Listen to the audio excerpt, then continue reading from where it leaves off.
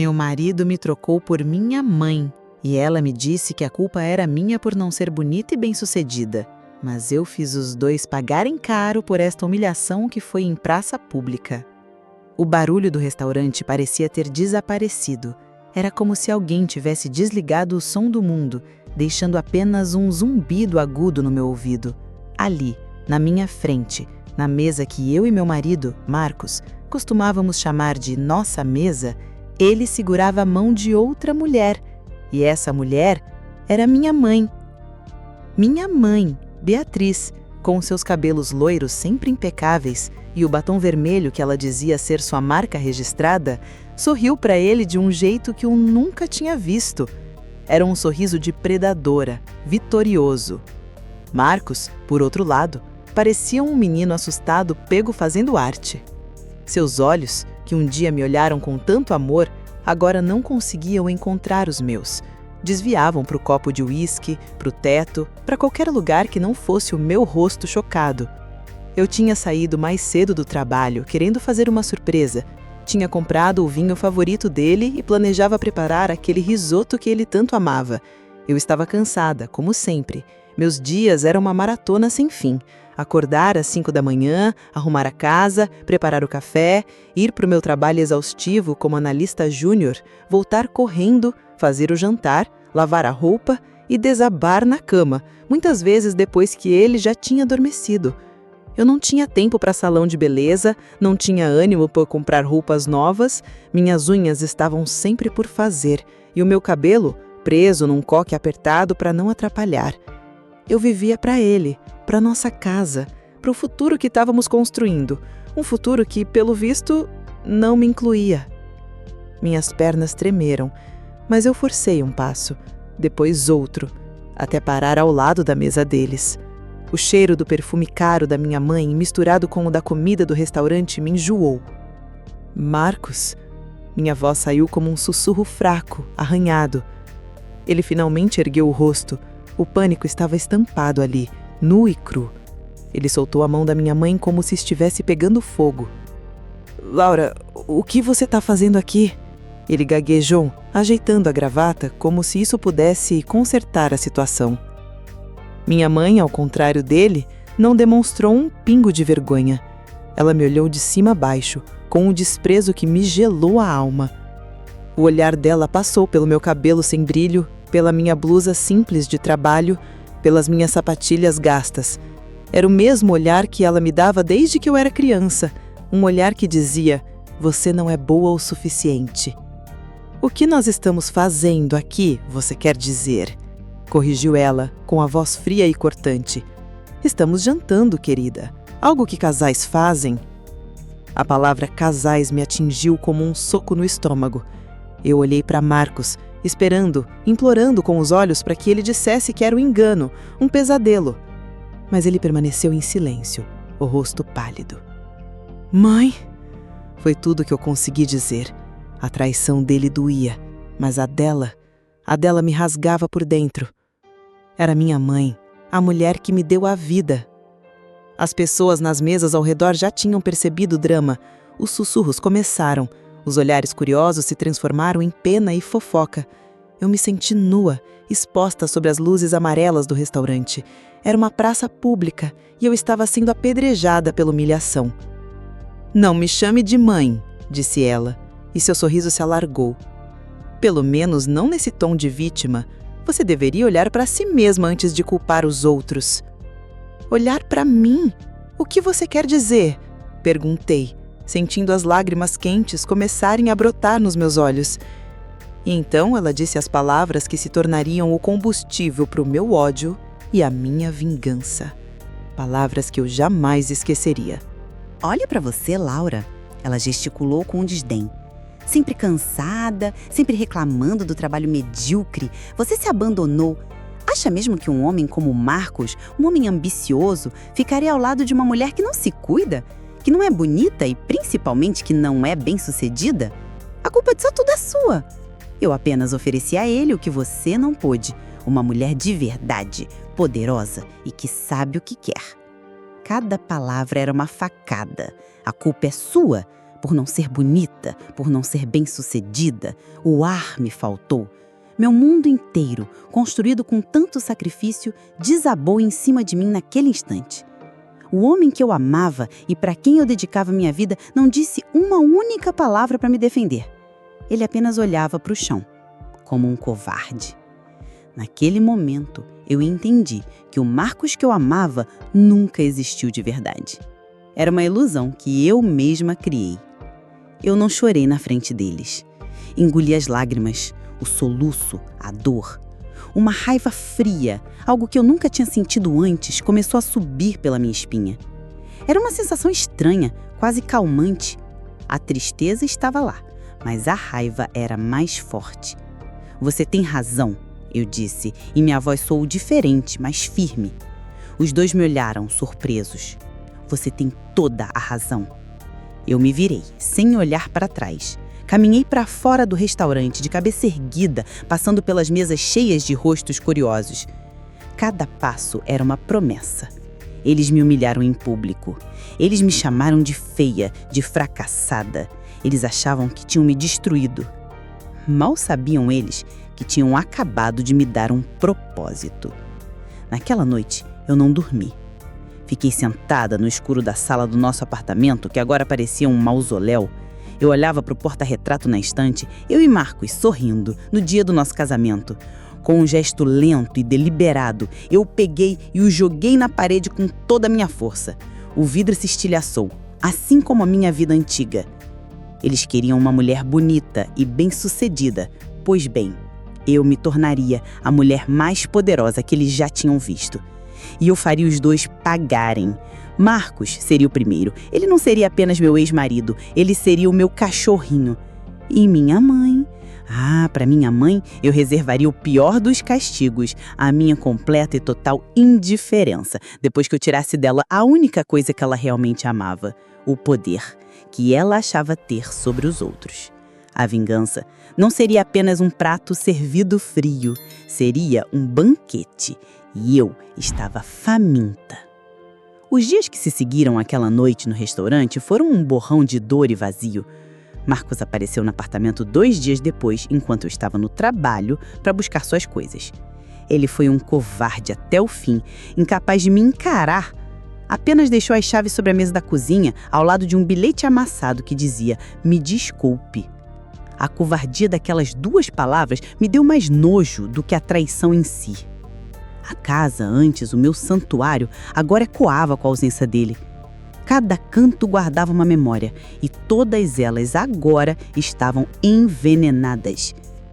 Lembrei-me das inúmeras vezes que recusei convites para sair com minhas amigas do trabalho porque Marcos chegaria cansado e eu precisava preparar o jantar.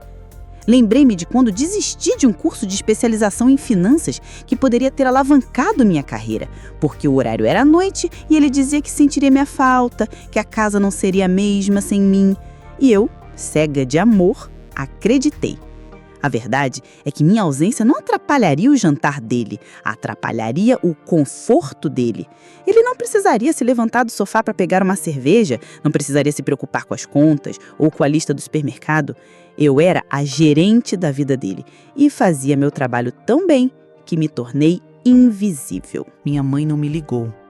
Era como se eu tivesse deixado de existir, o que, de certa forma, era um alívio.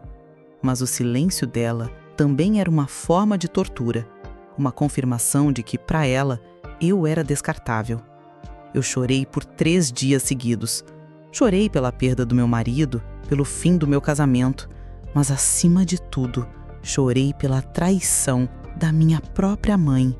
Chorei pela menina dentro de mim que passou a vida inteira tentando, em vão, conseguir uma migalha de aprovação daquela mulher.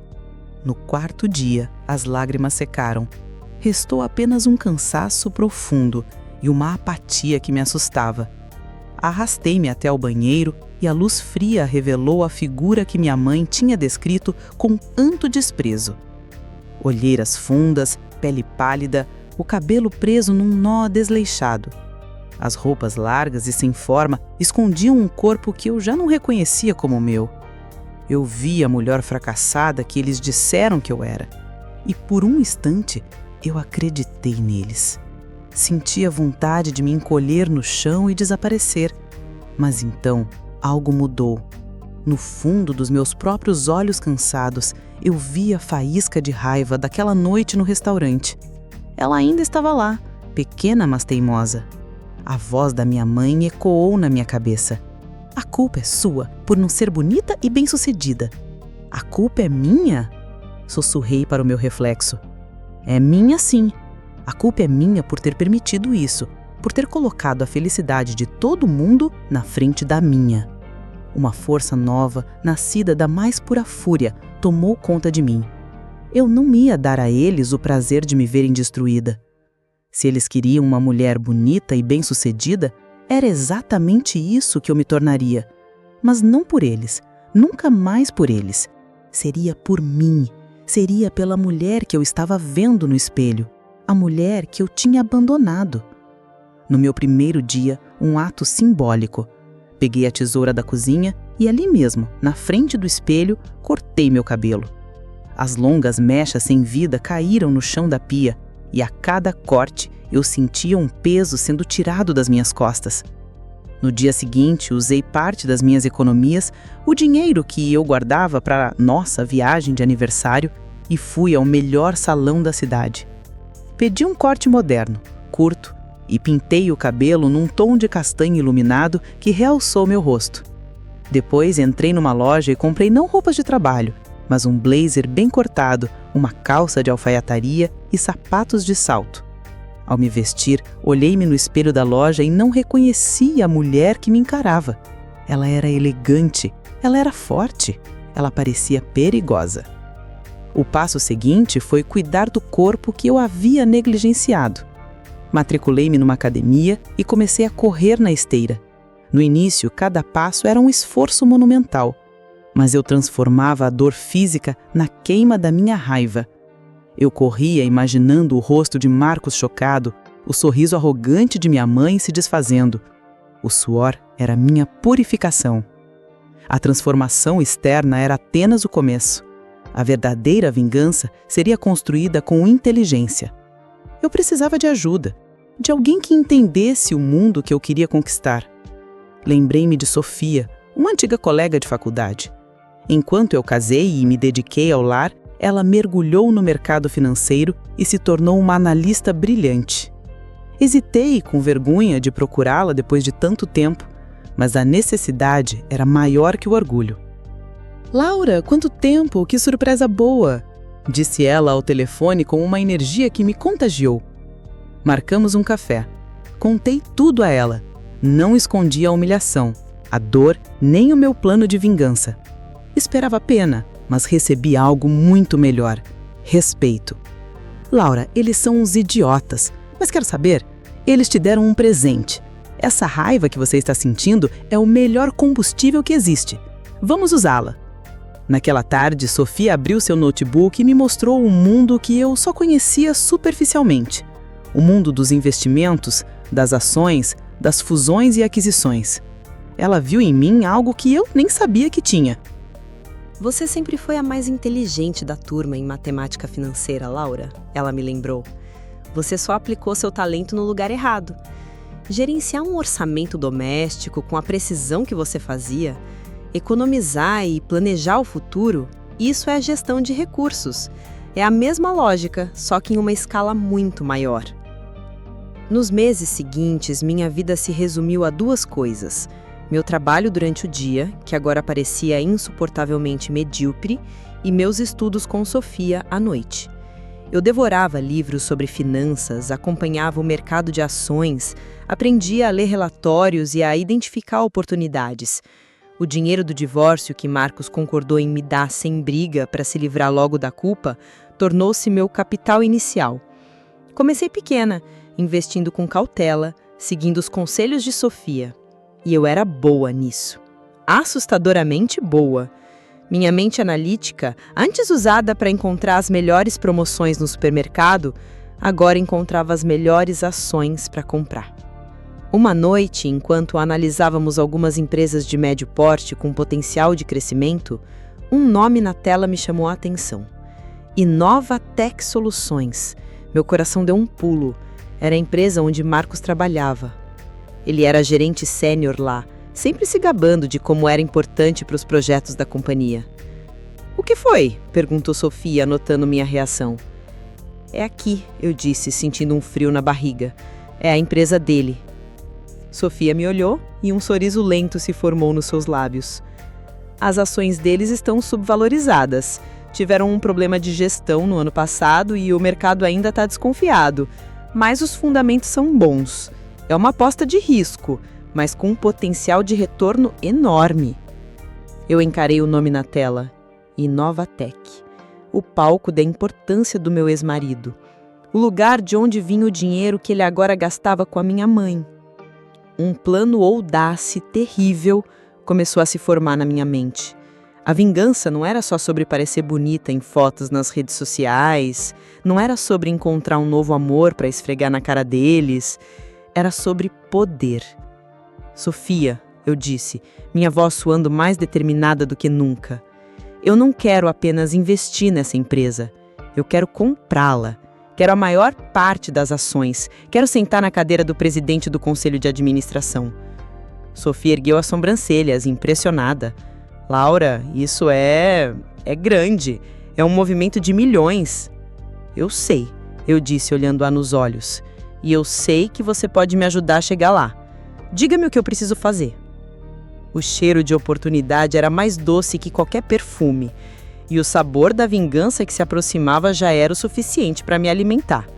Marcos gostava de se sentir importante no trabalho, pois eu daria a ele toda a importância do mundo. Ele seria o empregado mais importante da sua nova chefe. O ano seguinte foi a minha verdadeira transformação. A mulher que se arrastava para fora da cama por um trabalho sem futuro morreu e das cinzas dela nasceu uma estrategista. Minha rotina era brutal. Acordava às 4 da manhã, ia para a academia, onde cada gota de suor era um tijolo na reconstrução da minha autoestima. Depois passava o dia no meu emprego, que agora eu via apenas como uma fonte de renda temporária, e à noite mergulhava no meu verdadeiro trabalho, a tomada da Inovatec. Eu e Sofia criamos uma pequena empresa de investimentos, uma fachada para que meu nome não aparecesse em lugar nenhum. Começamos a comprar ações da Inovatec de forma lenta e constante. Comprávamos de acionistas menores, em pacotes pequenos para não chamar atenção e não inflar o preço. Era um jogo de paciência, um xadrez corporativo onde cada movimento era calculado.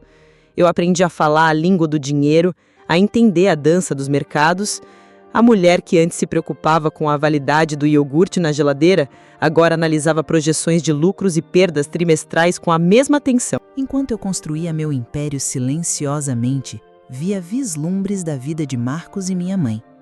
Uma vez, os vi saindo de uma joalheria caríssima no shopping mais elegante da cidade.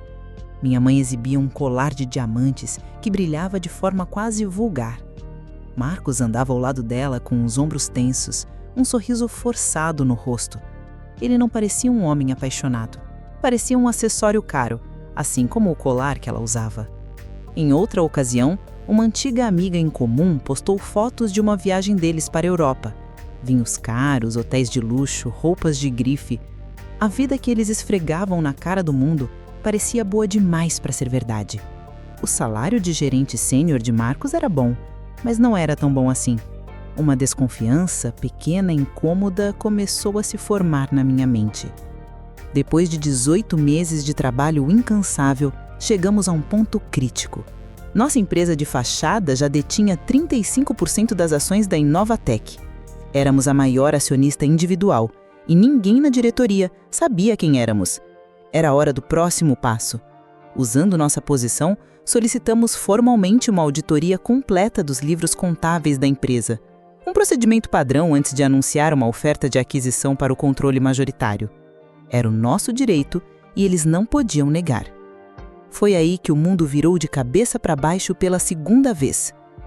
Eu estava no nosso pequeno escritório, que já não era tão pequeno assim, quando Sofia me ligou. Eram quase 11 da noite. "Laura, você precisa vir para cá. Agora." A voz dela era urgente, desprovida da calma habitual. Meu coração disparou. "O que aconteceu? Algum problema com a oferta?" "É pior, muito pior. Apenas venha." Dirigi pelas ruas vazias da cidade sentindo um calafrio que não era do ar-condicionado. Encontrei Sofia cercada por pilhas de papéis e com o rosto pálido sob a luz da tela do computador. Ela apontou para uma série de planilhas. Eu comecei a auditoria pelos relatórios de despesas dos projetos dos últimos 5 anos.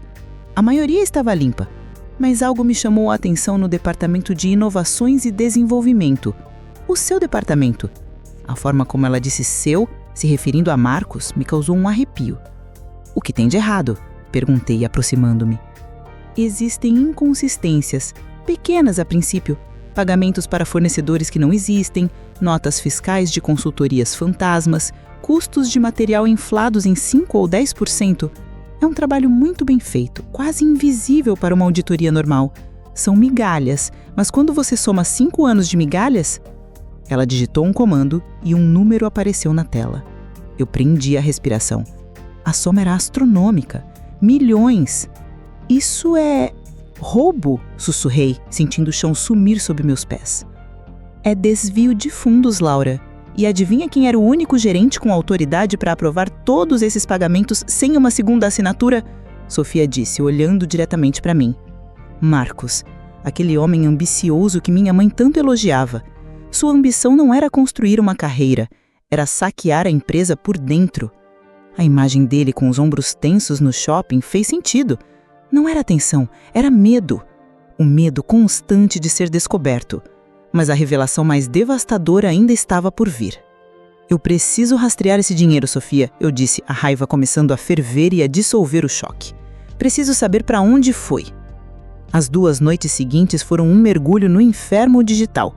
Sofia, com seu talento quase mágico, conseguiu quebrar as camadas de segurança das contas de destino. Eram contas em paraísos fiscais, abertas com documentos falsos. Mas ela não desistiu.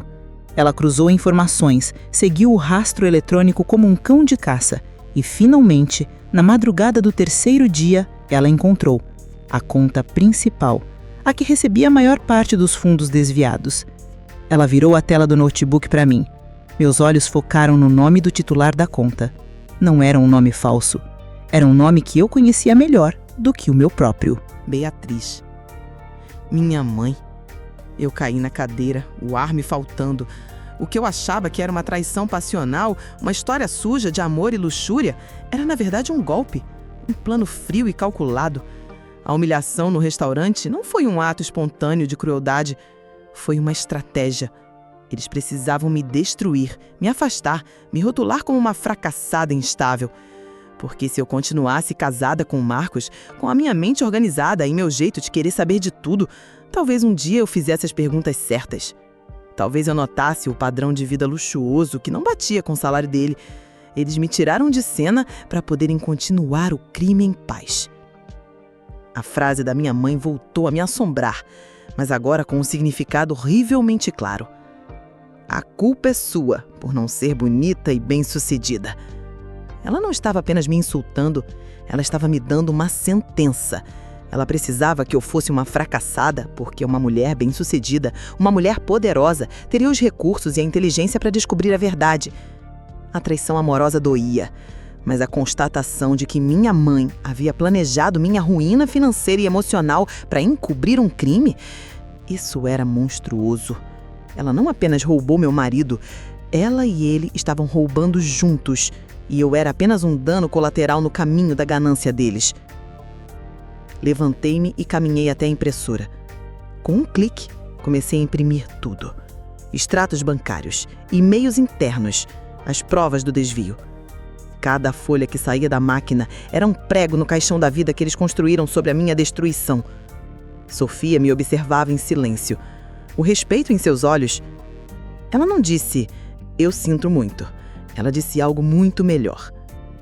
O que você vai fazer, Laura? Eu peguei a pilha de papéis quentes da impressora. O peso deles nas minhas mãos era real, concreto. Era a prova da minha dor e agora a arma da minha vingança. Eu vou fazer exatamente o que eu planejei, respondi, e a minha voz era gelo puro. Vou comprar a empresa. Vou me tornar a chefe dele. Mas a demissão será a menor das preocupações de Marcos.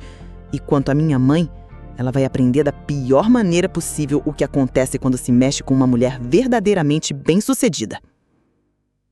A vingança tinha mudado de sabor. Não era mais apenas sobre humilhação. Agora era sobre justiça. E ela seria implacável.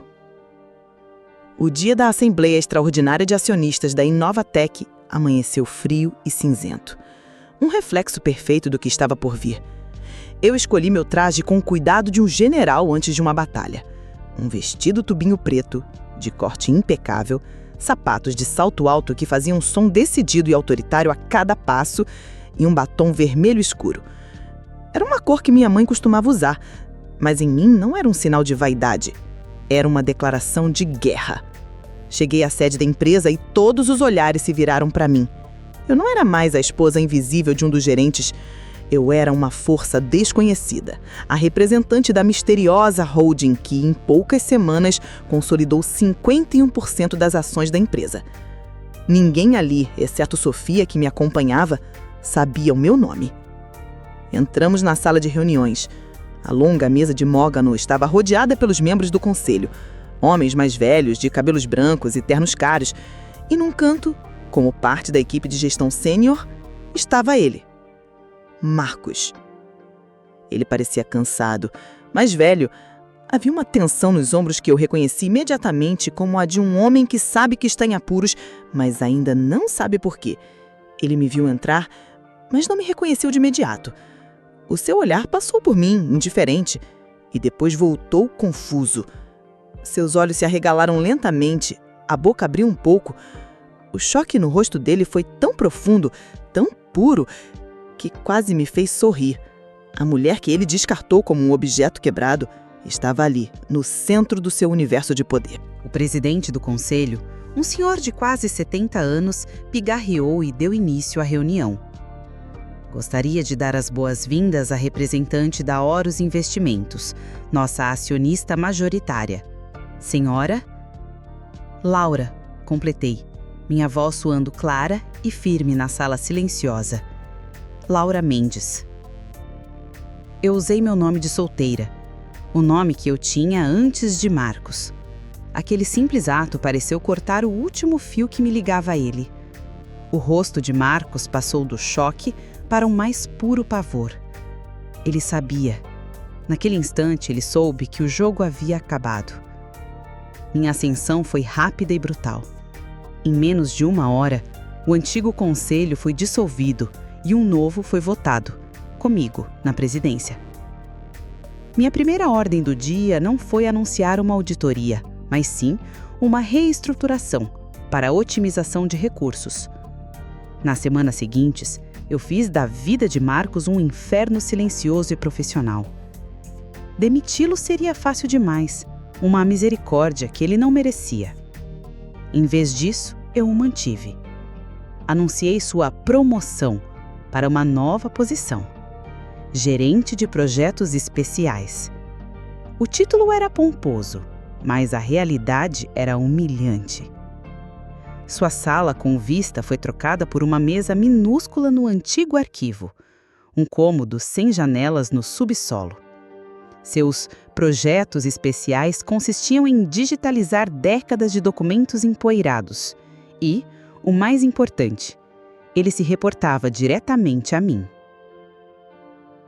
Ele se tornou o meu cachorrinho, exatamente como eu havia prometido a mim mesma. Marcos, meu café, sem açúcar, eu dizia pelo interfone.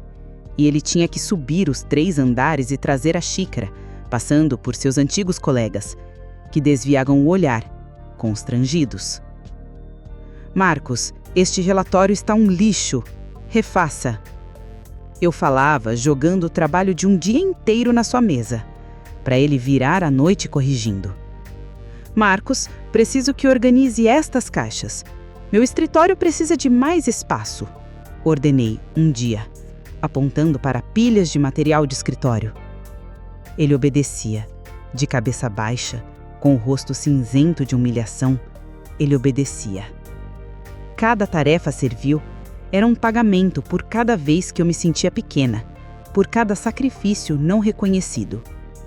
Eu estava desconstruindo o homem arrogante que me destruiu, peça por peça, na frente de todos que um dia o admiravam.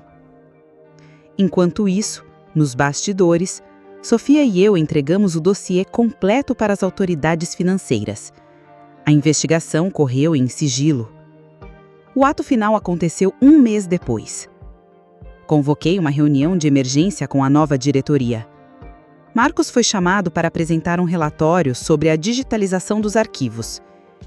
Ele entrou na sala, mais magro, abatido, à sombra do homem que um dia foi. Ele começou a falar com a voz trêmula sobre o progresso do seu trabalho inútil. No meio da sua apresentação, eu o interrompi. Obrigada, Marcos. Isso é o suficiente. Agora vamos para a pauta principal desta reunião. Um telão atrás de mim se acendeu. E nele, eu projetei a primeira planilha do desvio de fundos. Um silêncio sepulcral caiu na sala. Folha por folha, eu mostrei as provas. As notas frias, as consultorias fantasmas, o fluxo de dinheiro. A cada slide, o rosto de Marcos ficava mais pálida, até adquirir uma tonalidade esverdeada. Por 5 anos, esta empresa foi sistematicamente saqueada por um de seus gerentes mais confiáveis. Milhões de reais foram desviados para contas no exterior. Eu avancei para o último slide. Nele estava o nome do titular da conta principal: Beatriz Mendes. Ao lado, uma foto dela, sorrindo, usando o colar de diamantes que ela comprou com o dinheiro roubado da minha empresa. O esquema foi arquitetado pelo Sr. Marcos e sua cúmplice, minha mãe. Naquele exato momento, a porta da sala de reuniões se abriu. 2 policiais federais entraram. Eles não disseram uma palavra. Apenas caminharam até Marcos, que estava paralisado, e disseram seu nome. Um deles pegou seus braços e colocou as algemas em seus pulsos. O som do metal se fechando ecoou na sala silenciosa. Ele foi levado para fora, sem olhar para mim, o corpo mole, derrotado. Quanto à minha mãe, nunca mais falei com ela. Meu silêncio foi sua sentença. A vingança contra ela não foi um confronto direto, o que daria a ela o drama que ela tanto amava. Foi fria, legal e absoluta. Com as provas irrefutáveis, a justiça congelou todas as suas contas. Os bens, os carros de luxo, as joias, tudo comprado com dinheiro sujo, foi confiscado. A notícia se espalhou como fogo. A grande dama da sociedade, a mulher poderosa e elegante, foi exposta como uma ladra comum. Ela perdeu tudo: o dinheiro, o status, os amigos. Foi deixada apenas com a vergonha pública, uma punição muito pior do que qualquer palavra que eu pudesse lhe dizer. Ela me humilhou em uma praça pública. Eu a expus para o mundo inteiro. Meses depois, eu estava no meu escritório. O escritório que um dia foi o símbolo do meu sonho de vingança. Olhava pela janela panorâmica a cidade se iluminando ao anoitecer. Eu não sentia euforia nem alegria. Sentia paz, uma calma profunda e sólida. A raiva que me moveu por tanto tempo tinha finalmente se dissipado. Seu trabalho estava feito. Eu não os destruí por prazer. Eu os destruí para me reconstruir. No processo de planejar a queda deles, eu encontrei a minha ascensão. Encontrei a mulher bem-sucedida, a mulher bonita, a mulher forte que sempre existiu dentro de mim, sufocada sob o peso de agradar os outros. O telefone tocou. Era Sofia, me convidando para jantar. Eu sorri.